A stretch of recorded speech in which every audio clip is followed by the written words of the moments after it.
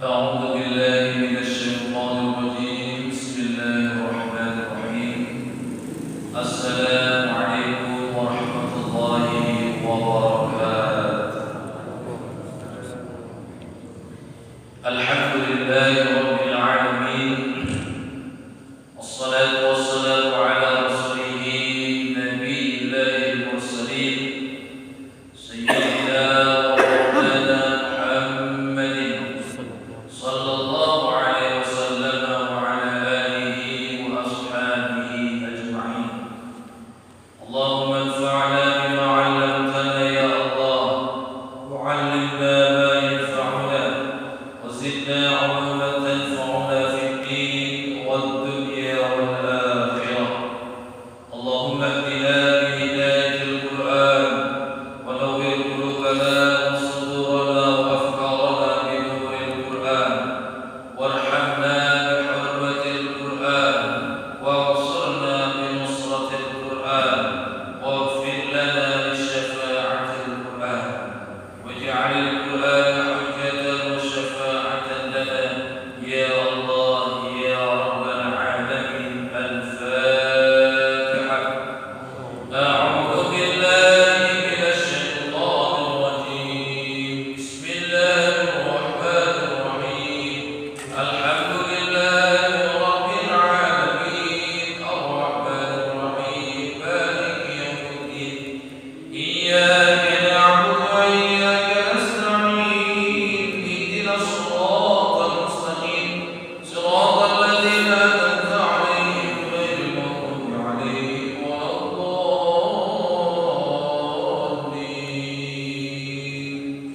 آمين.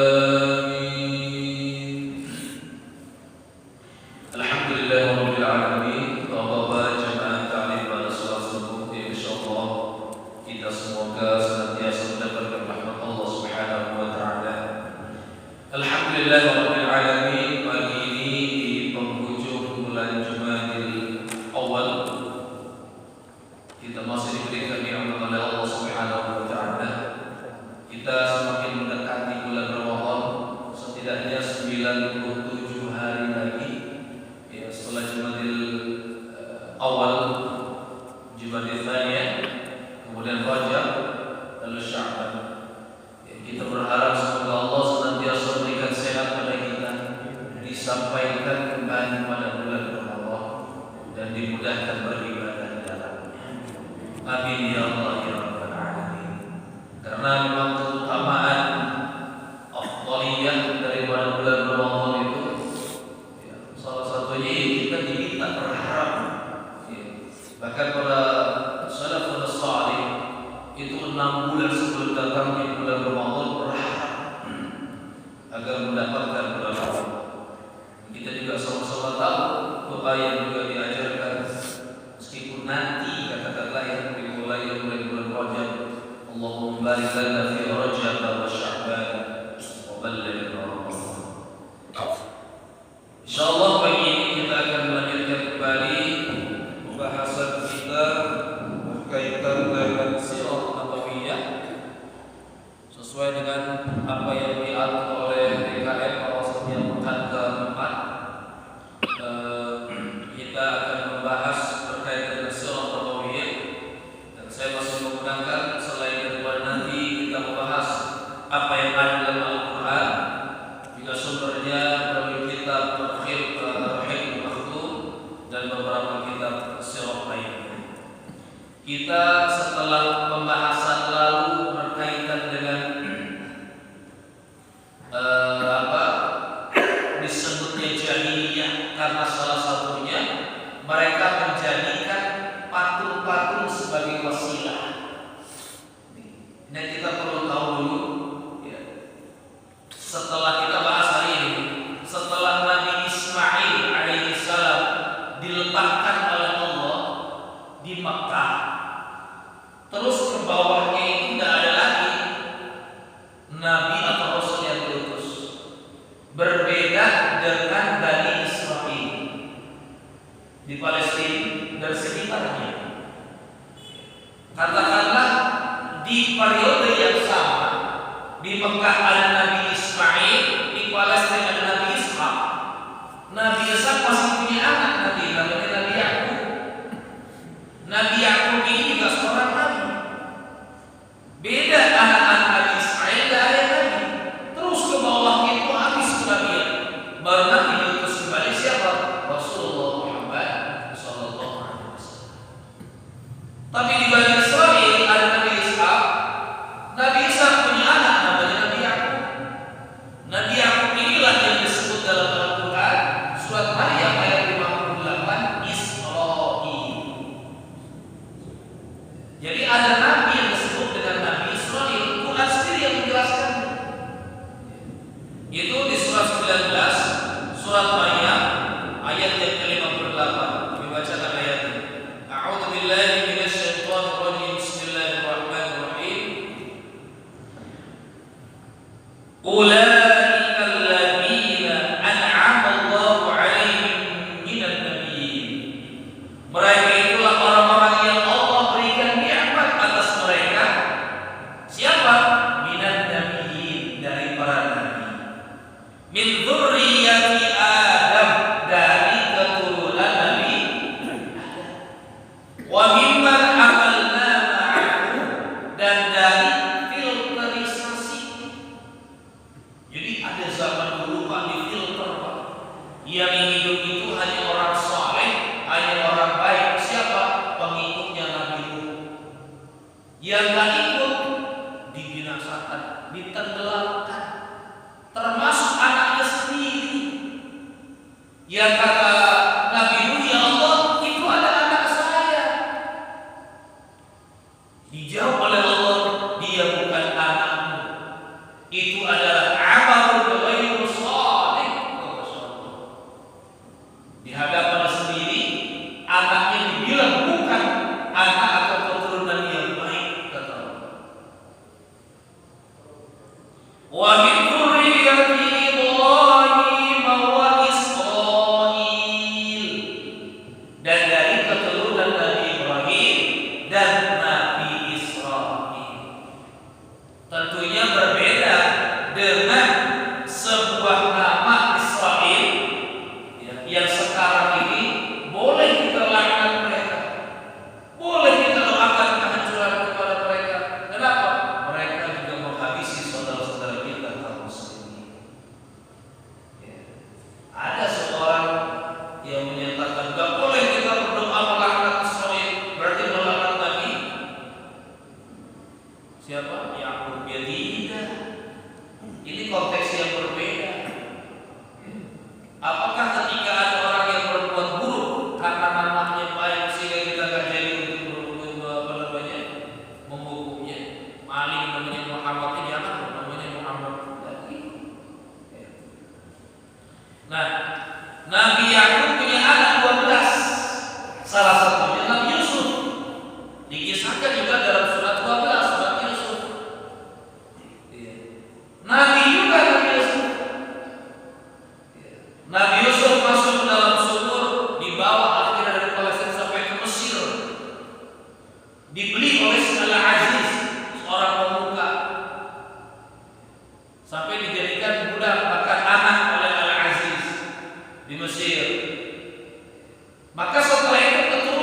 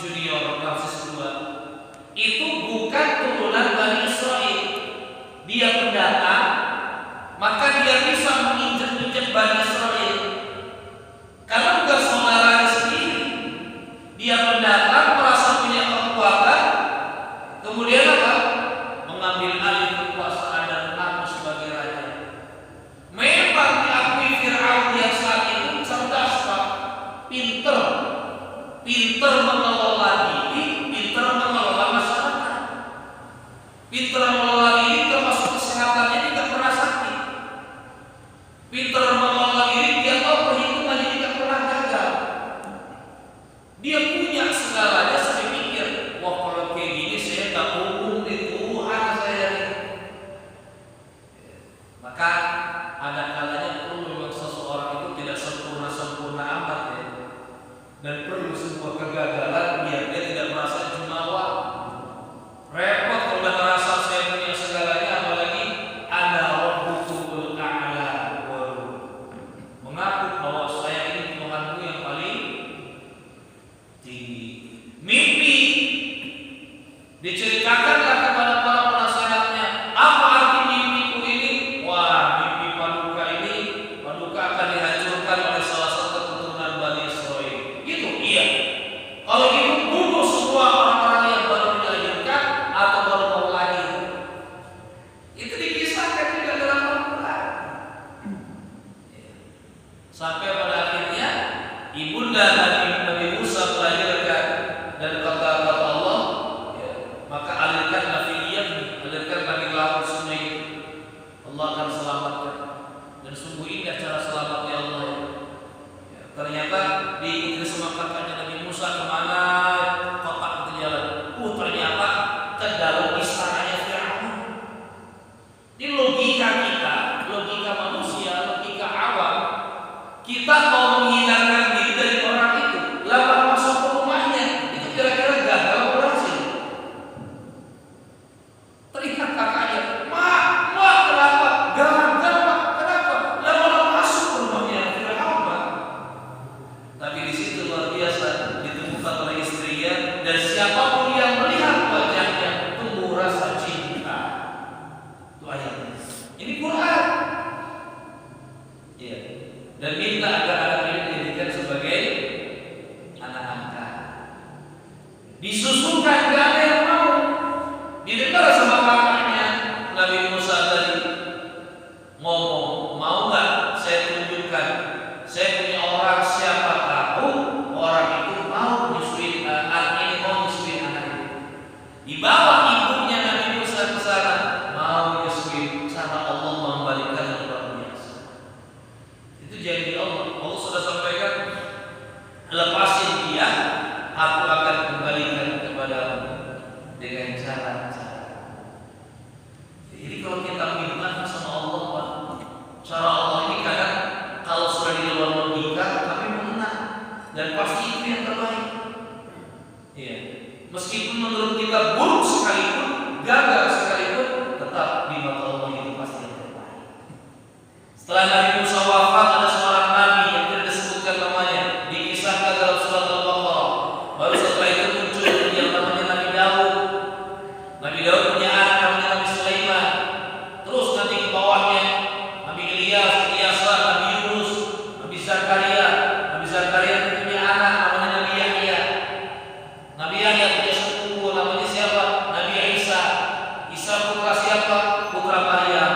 Maryam putra siapa? Putra Imran dengan Hannah.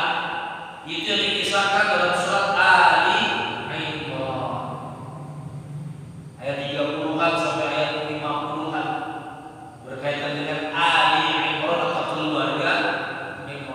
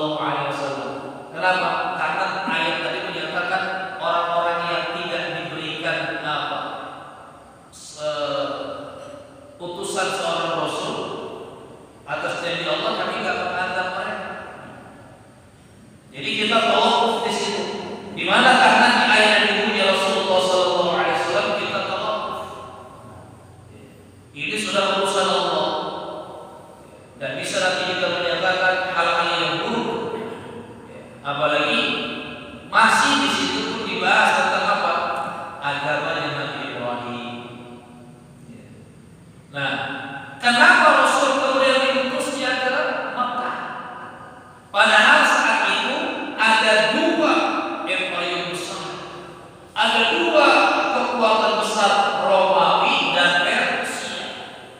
Persia di Irak, Kufah saat ini, Irak sekarang.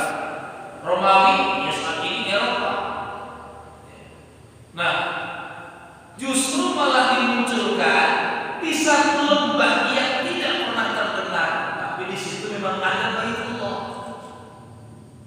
Ini secara tidak langsung Allah ingin mengajarkan di peradaban yang sangat terbelakang sekalipun, ketika hukum-hukum Islam ditegakkan, itu bisa merubah keadaan. Bayangkan mereka yang tadinya saling membenci bisa saling menyayangi. Yang tadinya menyebut mereka bisa merangkul, bahkan yang tadinya pelit bisa saling berbagi. Namanya iman. Ini nanti banyak dibahas dalam surat Al-Hasyr, surat 59.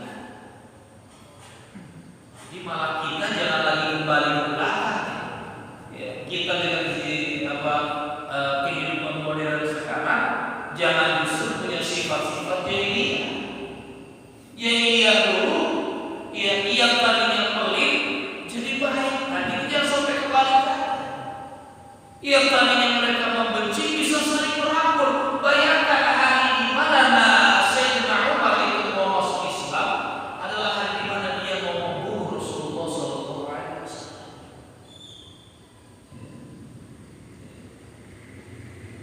Dan pagi ini kita bahas kelanjutan daripada kemarin ya, berkaitan dengan sejarah munculnya berhala-berhala di sekitar Ka'bah itu karena ada seseorang bernama Amr bin Luhai ya, yang itu sebetulnya cara dia ini hikmahnya buat kita dia apa? Meskipun satu orang jika dia terorganisir rapi itu bisa merubah keadaan. Maka hati-hati ya, ketika kita menaruh kepercayaan yang tinggi pada seseorang, tapi orang ini memiliki sesuatu yang berbeda dengan kita. Tidak masalah kalau yang berbeda ini positif, kalau yang berbeda ini negatif. Wah, ini berbeda. Ada satu hal sebelum Nabi datangnya Rasulullah Muhammad SAW yang jarang sekali dibahas apa? Bahwa salah satu cara Allah memuliakan nabinya, Allah datangkan kembali sumur Zam-Zam yang pernah hilang. Jadi Zam-Zam itu pernah hilang Pak, kurang lebih sekitar 500 tahun. Jadi sejarah Zam-Zam itu bermula dari Nabi Ismail.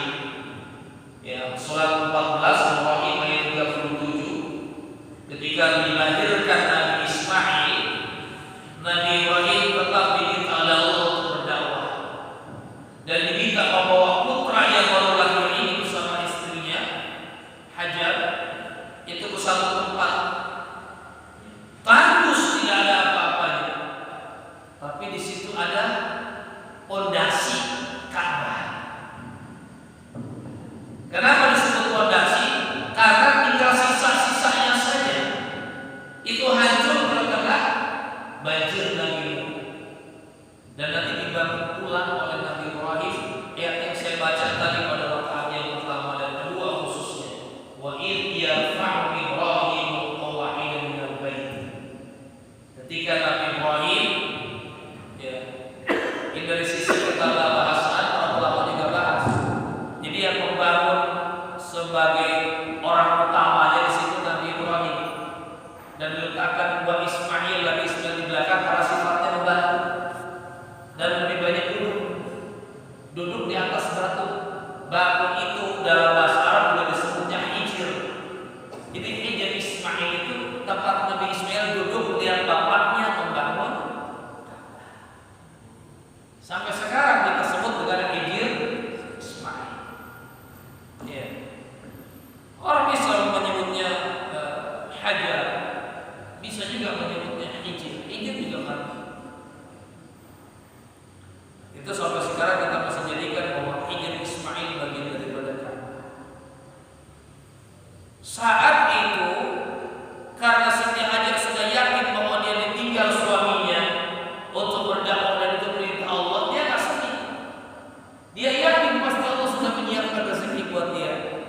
Di gurun, Pak.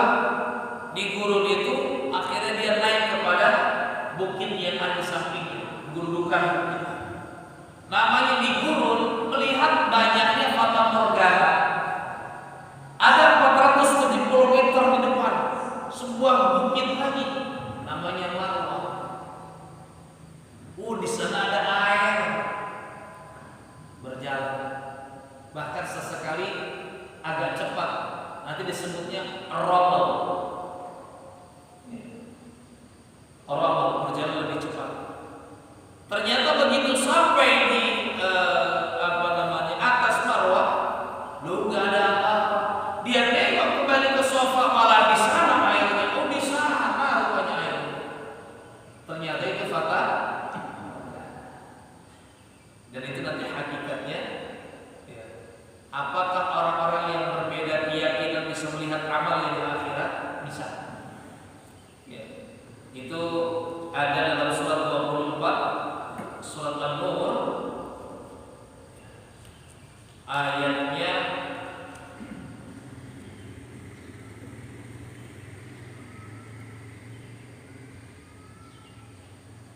30-an.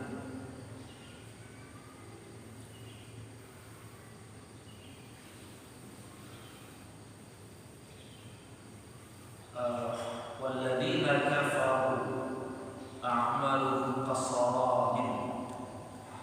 Ayat 39. Pak, boleh nggak sih orang-orang yang berbeda keyakinan dengan kita memberikan bantuan untuk masjid? Boleh. Ada yang kasih bantuan, silakan.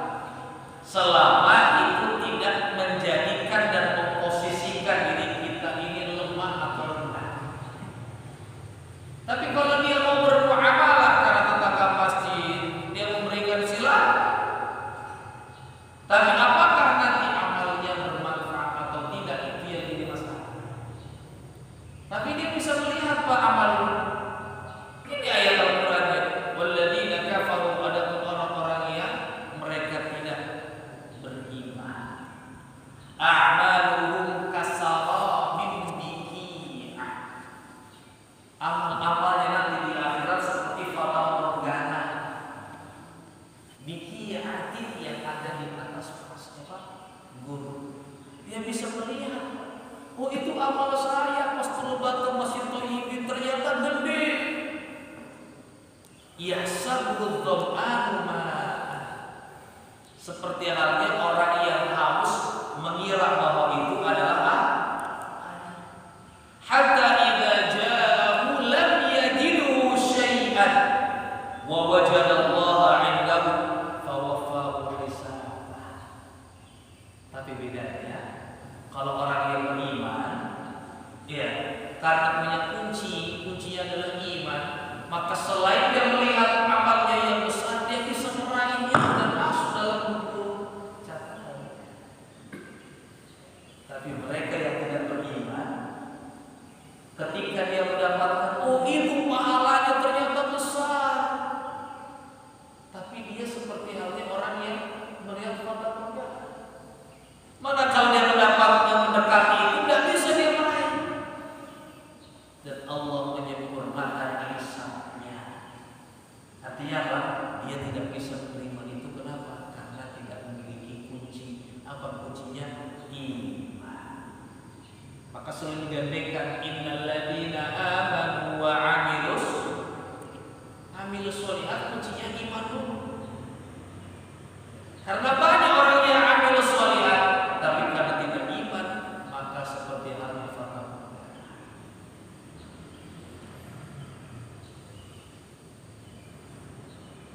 7 kali Siti Hajar bolak-balik melihat ketika sofa di Marwah ada air. Pas giliran di Marwah ke sofa ada air. Usaha itu diabadikan oleh Allah sehingga sampai sekarang orang yang berusaha di sana disebutnya sa'i. Dari kalimat sa'yun, usaha. Yang ternyata Allah justru malah berikan rezekinya dari ilham yang diberikan pada Nabi Ismail kecil. Dia hentakkan kakinya. Suatu riwayat menyebutkan bahwa malaikat Jibril turun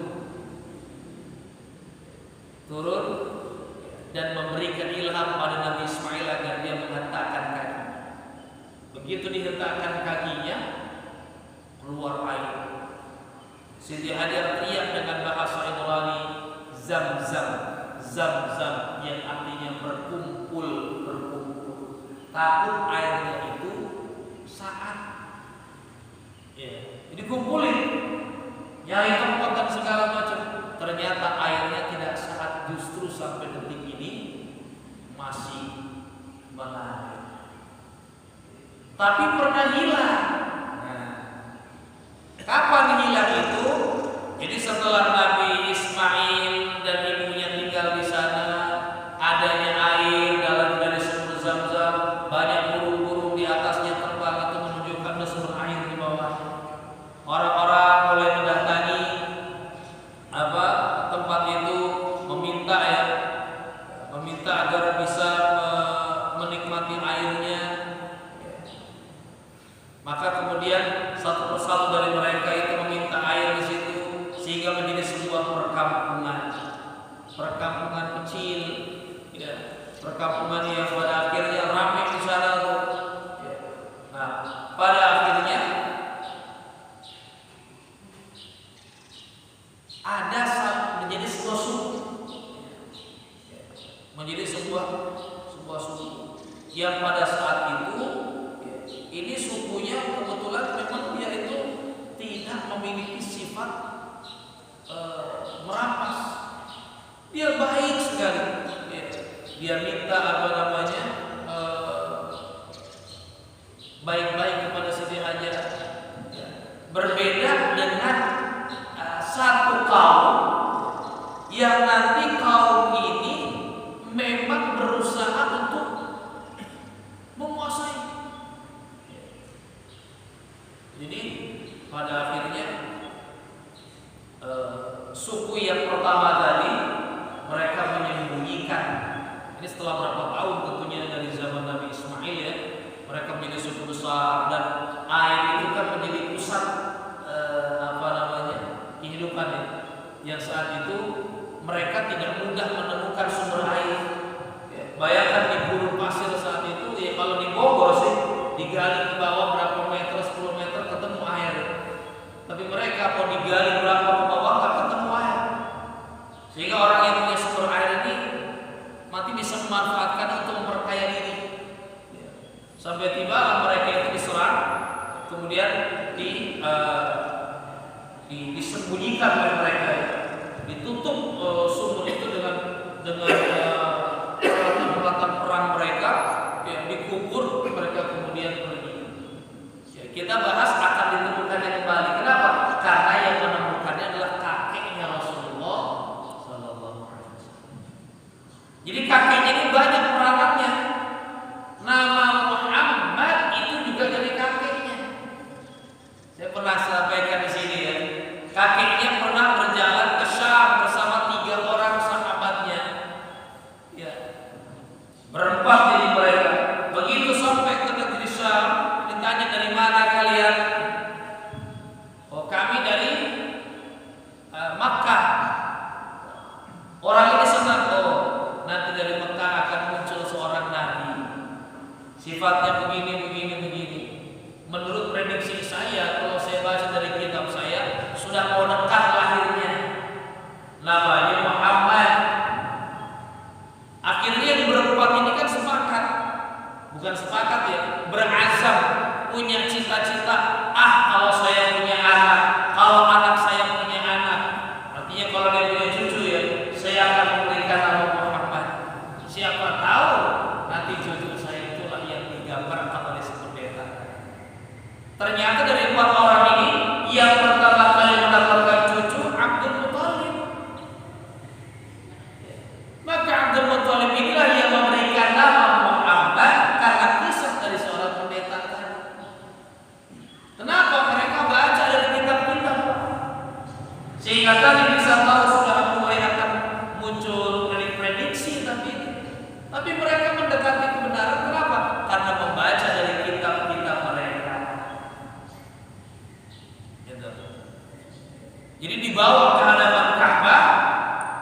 Saat ini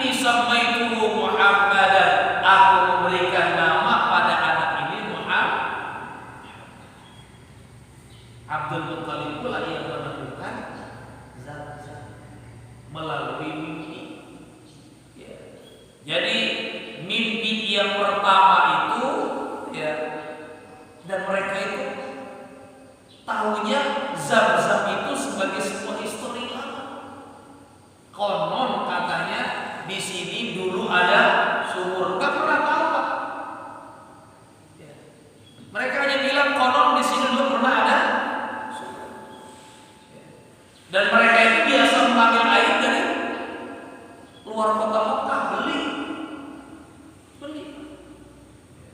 Sampai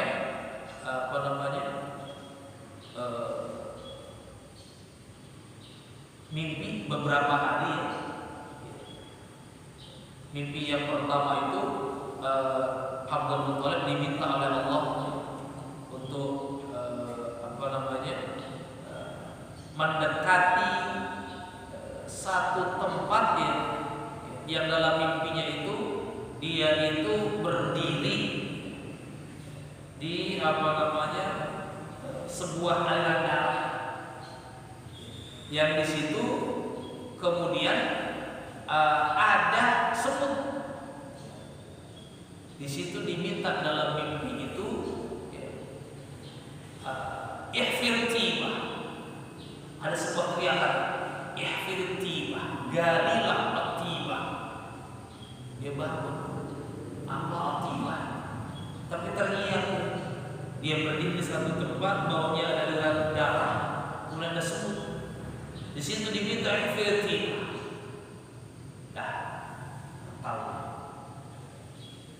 Mimpi malam yang kedua persis sama, gambarannya dia berdiri di satu tempat, tapi kelihatannya beda. Ihfir bar. Tiba itu sesuatu yang baik. Barah itu dari kalimat bir, itu sesuatu yang baik. Malam yang ketiga, ihfir al-madhmumah. Gali sesuatu yang terjamin. Ini kan yang terbukti. Zam-zam itu terjamin keasliannya, kesehatannya, bahkan sampai keluar hadis Rasulullah, ma'u zam-zam lima syuriba minhu. Minum air zam-zam itu sesuai atau tergantung dengan orang yang meminumnya. Ya. Kadang ketika memang sedang ini hari kedua di kota Makkah, ya, saya ajak biasanya para jamaah itu menyisiri Masjidil Haram dari luar. Ya. Kita lihat dari luar, dari di mana sih Jabal Abu Qubais, di mana dulu Rasulullah mengikrarkan kenabiannya. Ya, itu banyak peristiwa di situ. Sampai kemudian di sebelah kirinya nanti ada melihat Safa Marwah dari luar, terlalu panjang juga. Kita ke arah kanan disebut dengan Sabil Zamzam. Asal kudu yakin bahwa ibu yang punya penyakit, yang punya sakit, minum sebanyak-banyaknya, baca bismillah, baca doanya, adab minum air zam-zam ya. Allahumma inni as'aluka ilman nafi'an wa rizqan wasi'an wa shifaan min kulli da'in wa saqamin. Adab ke kiblat, bismillah, ikuti cara yang diajarkan Rasulullah. Minum zam-zam itu sampai tercekat ininya, sampai jadi bukan 11-12 kok, banyak ini. Dan bawa keyakinan penyakit-penyakit akan keluar.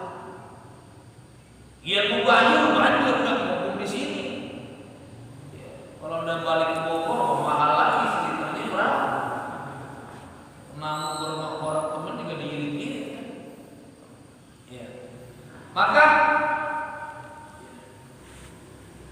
dia hanya tahu tuh. Jadi suku yang pertama yang bersama Nabi Ismail itu Jurhum. Ini suku Jurhum ini punya mentalitas yang baik, akhlak yang baik. Beda nanti dengan Khuzaimah. Suku Khuzaimah ini nanti turunannya juga buruk. Pernah dengarkan hadis kalau Fatimah mencuri akan kupotong tangannya. Ini keluar gara-gara suku Khuzaimah. Jadi suku Khuzaimah ini memang terpandang bangsawan suku Nimrod. Dan dulu masih dikelas-kelaskan. Kalau suku Khuzaimah nyolong, oh nggak apa-apa, dia orang kaya nyolong juga boleh. Sampai ada perempuan suku Khuzaimah nyolong, orang-orang Quraisy nggak ada yang pernah menegur. Padahal sudah masuk Islam saat itu kebanyakan. Sampai kemudian ada orang ngomong, siapa dia yang mau sama Rasul? Saya nggak berani. Disampaikan lewat orang terdekat Rasul, siapa? Zaid bin Harithah, yang saat itu menjadi anak angkatnya Rasulullah Sallallahu Alaihi Wasallam, minta agar melobi. Ini jangan sampai ketahuan Rasul nih.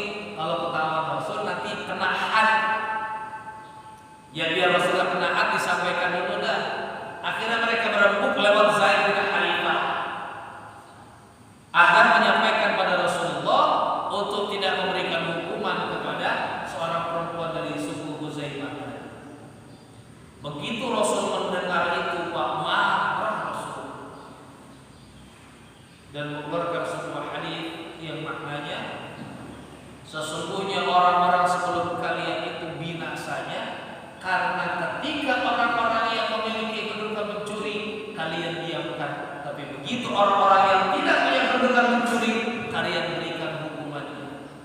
Wallahi, law kanat Fatimah binti Muhammadin sarqat laqata'tu yadaha. Demi Allah, jangankan orang lain, kalaupun Fatimah putri Muhammad ini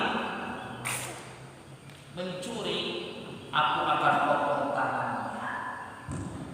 Ini Pak, jahiliyah mampu merubah keadaan seperti itu.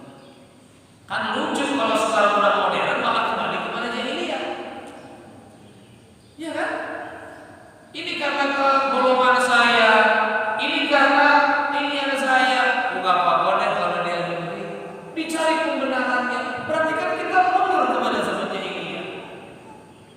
Jahiliyah malah mampu merubah bahwa hukuman itu sama. Ya. Tapi kita patut sedih sekarang. Orang mencuri kayu bakar padahal untuk makan, masya Allah sampai berbulan-bulan sidangnya. Tapi orang korupsi mudahnya nggak ada urusannya. Mengerikan padahal kita dalam keadaan susah, kita lagi keadaan membutuhkan. Ada bantuan sosial, wah disuruh narkobanya. Gak main-main itu. Dan sampai sekarang kita pernah dengar lagi kalau kita dengar. Lalu hari kelima, hari ke-1 mimpi, kedua mimpi, ketiga, keempat kan ihfir Zam-Zam, gali itu Zam-Zam, bangun. Lalu Abdul Muttalib ini punya anak banyak. Dia nyuruh pada anak yang paling tua namanya Haris, jaga saya. Pokoknya apapun yang terjadi jaga saya ya. Kenapa Pak? Udah pokoknya jaga saya. Kalau ada orang nanya-nanya segala macam, kamu yang jawab biar saya fokus dengan kerjaan saya. Dia nyari ke tempat yang memang ditujukan dalam mimpinya. Ini gak main-main, 4 hari mimpi sama ini masih perintah. Lagi jalan nggak jauh dari Ka'bah, karena memang hakikatnya sumbernya itu hanya 22 meter dari Ka'bah. Ada orang yang nyembelih sapi, airnya itu mendekati ke arah kakinya Abdul Muttalib. Ada darah. Dia lagi nyari karena darah amis kali ada semut. Dia milih kaki, ternyata banyak semut di kakinya. Dia mikir ini tanda yang kedua, ada semut di situ. Dan tanda ketiga ada burung memang yang memberikan isyarat. Pada akhirnya dia mengucapkan memulai menggali sampai pada akhirnya ditemukan yang pertama apa? Peninggalan Bani Juhum. Ada barang-barang untuk persiapan perang dan segala macam. Begitu itu diangkat, keluarlah air Zam-Zam. Dan itulah kita tahu makanya kenapa nanti sukunya atau keturunan Rasulullah Bani Hashim itu menjadi orang yang dipercaya untuk memberikan minum orang yang berhaji, sakyul haji, memberikan minum orang yang berhaji. Akhirnya Nabi Abdul Muttalib itu mengklaim bahwa itu adalah milik dia, yang pada awalnya itu direspon negatif oleh orang-orang setempat. Mereka tidak mau itu diklaim dimiliki oleh Abdul Muttalib, tapi Abdul Muttalib dikasih sifatnya bagus. Diklaim itu bukan berarti dia pada akhirnya memiliki seutuhnya. Enggak. Dia juga berpikir bahwa itu untuk apa? Menyiapkan orang-orang yang akan berhaji. Dan memang saat itu teriakan pertama ketika Zam-Zam itu muncul, teriakan Abdul Muttalib adalah Allahu Akbar. Mereka itu sebetulnya imannya kepada Allah. Tapi gara-gara wasilah-wasilah tadi yang disampaikan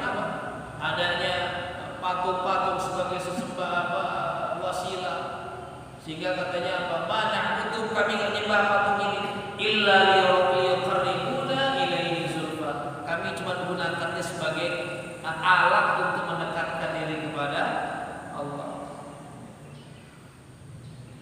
Nah, orang-orang Quraisy gak mau kalau itu dimiliki sepihak oleh Abdul Muthalib.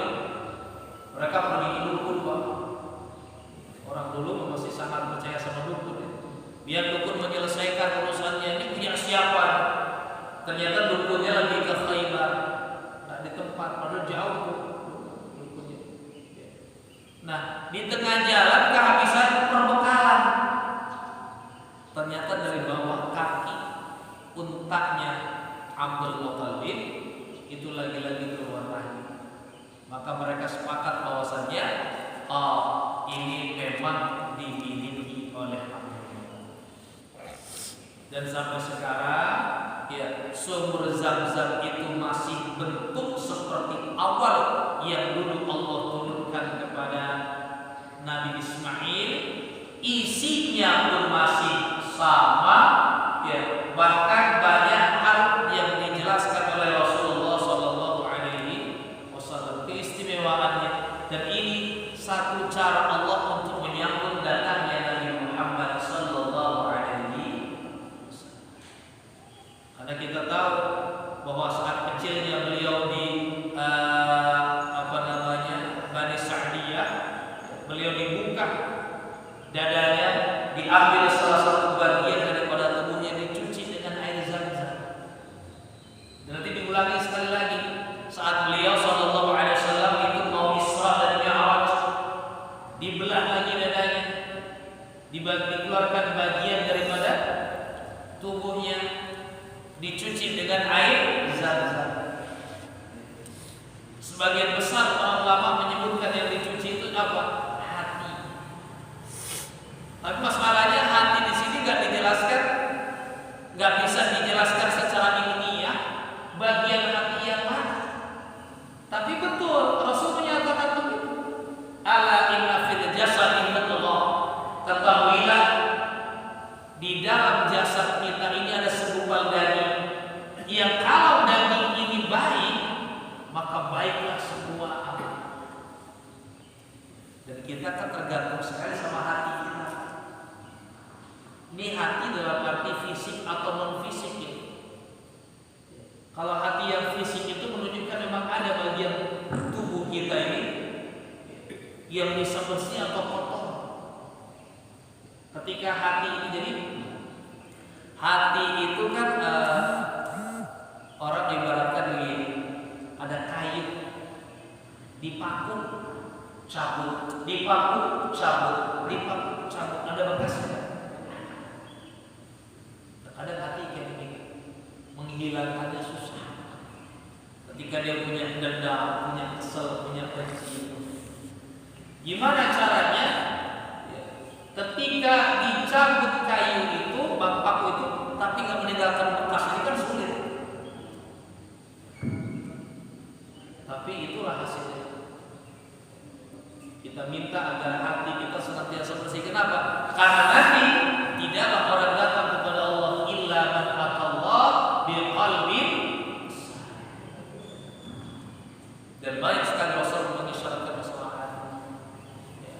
Nah, Zam-Zam ini juga kemudian selain tadi menjadi hal yang untuk penggembira datangnya Rasulullah Sallallahu Alaihi Wasallam, lahirnya Nabi Muhammad Sallallahu Alaihi Wasallam. Jadi kita belajar sirah ini nggak langsung wujud lahirnya Rasulullah. Ini masih panjang kan? Setelah Zam-Zam, bagaimana tafsir surat Al-Fil? Ya, ketika Abraha ingin menghancurkan Ka'bah, hal-hal apa saja yang membersamai datangnya Rasulullah Sallallahu Alaihi Wasallam saat lahirnya? Bagaimana kondisi saat lahirnya? Bagaimana keadaan masa kecilnya beliau Sallallahu Alaihi Wasallam dan segala macam.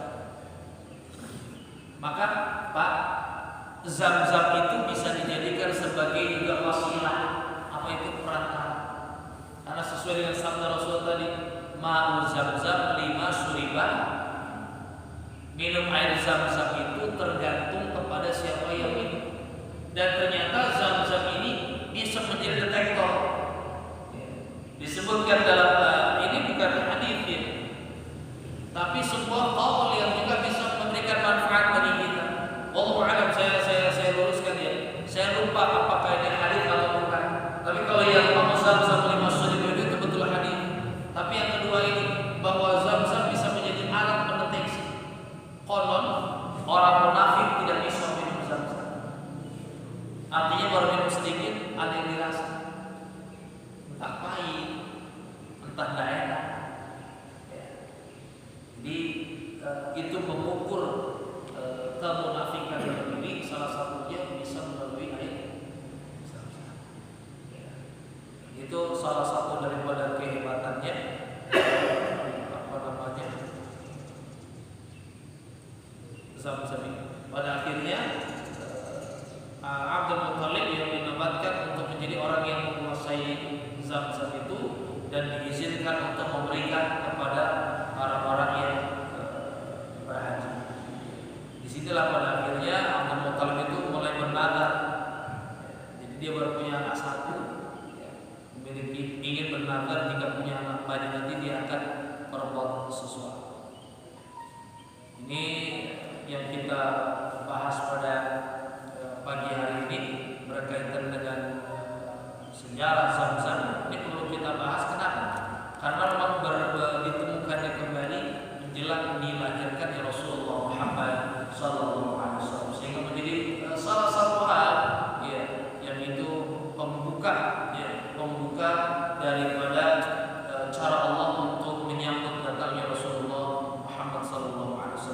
Dan nanti kita akan menemukan hal-hal yang berkaitan dengan sabil haji atau memberikan minum orang-orang yang berhaji, itu juga diceritakan dalam Al-Quran. Dan sampai sekarang kita masih menemukan orang-orang yang berhaji itu ya, berumrah juga salah satunya ya, itu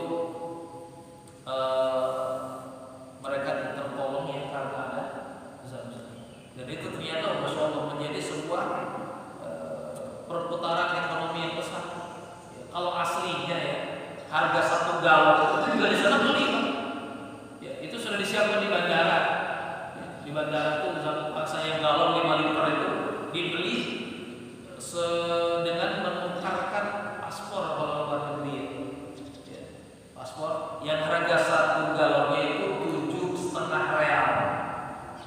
7,5 real itu kurang lebih ya. Kalau sekarang masih 4.000, ya 7 kali 4 28 tambah 28.000 sekitar 30-an ya.